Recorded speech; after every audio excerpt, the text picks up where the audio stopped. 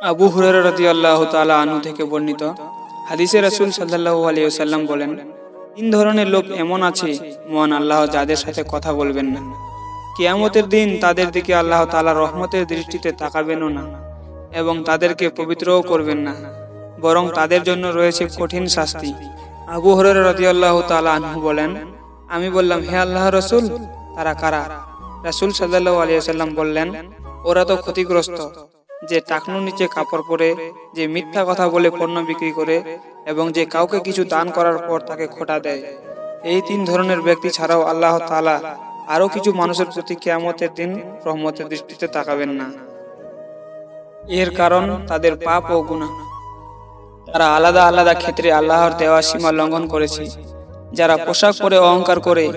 আব্দুল্লাহ ইবনে উমর রাদিয়াল্লাহু তাআলা আনহু থেকে বর্ণিত, রাসূল সাল্লাল্লাহু আলাইহি ওয়াসাল্লাম বলেছেন, মহান আল্লাহ তাআলা কিয়ামতের দিন ওই ব্যক্তির দিকে রহমতের দৃষ্টিতে তাকাবেন না যে অহংকার বশত পোশাক পরিধান করে রুকু সিজদার মাঝে সে সোজা হয়ে দাঁড়ায় না।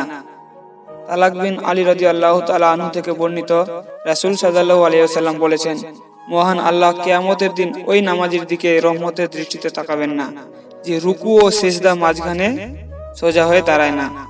অহংকারী, দরিদ্র, বৃদ্ধ, ব্যভিচারী ও মিথ্যাবাদী শাসক। আবু হুরায়রা রাদিয়াল্লাহু তাআলা আনহু থেকে বর্ণিত হাদিসে নবী করিম সাল্লাল্লাহু আলাইহি ওয়াসাল্লাম বলেছেন, আল্লাহ তাআলা কিয়ামতের দিন তিন শ্রেণীর লোকের সঙ্গে কথা বলবেন না, তাদের পবিত্রও করবেন না এবং তাদের দিকে রহমতের দৃষ্টিতে তাকাবেনও না। তাদের জন্য রয়েছে বেদনাদায়ক শাস্তি। তারা হলো বৃদ্ধ, ব্যভিচারী, মিথ্যাবাদী শাসক ও অহংকারী দরিদ্র, মাতা পিতার অবাধ্য, নারী হতে পুরুষের সাদৃশ্য অবলম্বনকারী ও দায়ুস।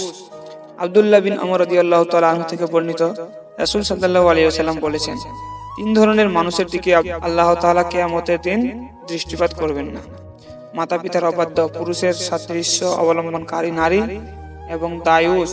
আর তিন প্রকার লোক জান্নাতে যাবে না: মাতা পিতার অবাধ্য, মদ পানে আসক্ত এবং অনুদানের পর ফোঁটাদাতা। দায়ুস ওই ব্যক্তি যার স্ত্রীর কাছে পরপুরুষ প্রবেশ করে অথচ সে কিছুই মনে করে না, বরং চুপ থাকে। সমকর্মী ও বায়ুপথে সঙ্গমকারী।